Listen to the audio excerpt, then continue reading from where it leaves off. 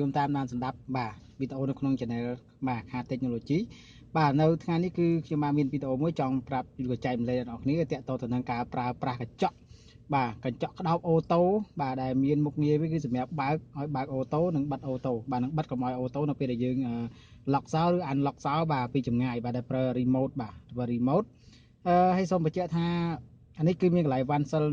នបិទបើកទីទៀតខ្ញុំនឹងបង្ហាញដល់អ្នកគ្នាបាទនេះគឺជាអ្វីដែលខ្ញុំចង់ចែកម្លែកដល់អ្នកគ្នាបាទវាមានមុខងារហ្នឹង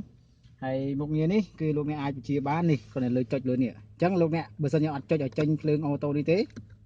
បាទថានៅពេលដែលយើង lock កញ្ចក់បាទ lock unlock ដោយប្រើ remote គឺអត់ក្តោបទេណាអញ្ចឹងបើសិនតើយើងបើកកន្លែងអូតូនេះឲ្យចេញភ្លើងទេអញ្ចឹងចុចវា on មកបើកនេះឃើញនេះមានចេញភ្លើងពណ៌បៃតងហ្នឹង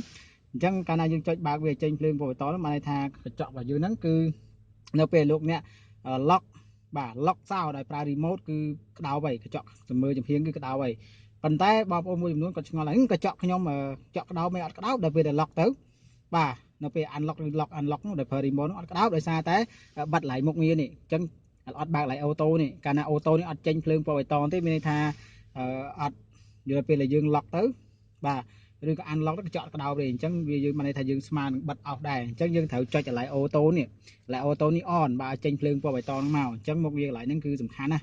បាទកុំឲ្យសង្ស័យទៀតអញ្ចឹងណាបងប្អូនអញ្ចឹងថ្ងៃនេះខ្ញុំគ្រាន់តែចង់ share ដល់អ្នកនេះប៉ុណ្្នឹងទេសំខាន់ហើយប្រភេទនេះគឺប្រភេទ Luxis បាទ Black Edition បាទ570បាទ LX 570 Black Edition បាទឆ្នាំ2019តែម្ដងបាទស៊េរីខ្ពស់បាទអញ្ចឹងតែមិនចេញទេបាទ Black Edition បាទ Black Edition បាទ LX បាទ570បាទ Black Edition 2019បាទហើយ function នេះគឺមានចាប់ពី2019ទេបាទខ្ញុំចំណាំមើលឃើញបាទដែលមានបាត់បើកអូតូនេះបាទគឺស៊ីនតែម្ដងអត់មានកែមានឡើងស៊េរីទេបាទគឺ full option បងបាទអញ្ចឹងអ្វីដែលខ្ញុំចង់ចែកម្លែកដល់អ្នកគ្នាគឺប៉ុណ្្នឹងទេបើសិនជាលោកអ្នកមិនចង់ឲ្យកញ្ចក់ក្តោបទេបាទលោកអ្នកបិទអានេះចោលបាទនេះបិទចេះតែបើលោកអ្នកចង់ឲ្យ lock unlock បើកអូក្តោបគឺលោកអ្នកត្រូវចុចឡើងនេះឲ្យចេញភ្លើងអូតូបាទអញ្ចឹងថ្ងៃនេះខ្ញុំមានប៉ុណ្្នឹងទេអរគុណ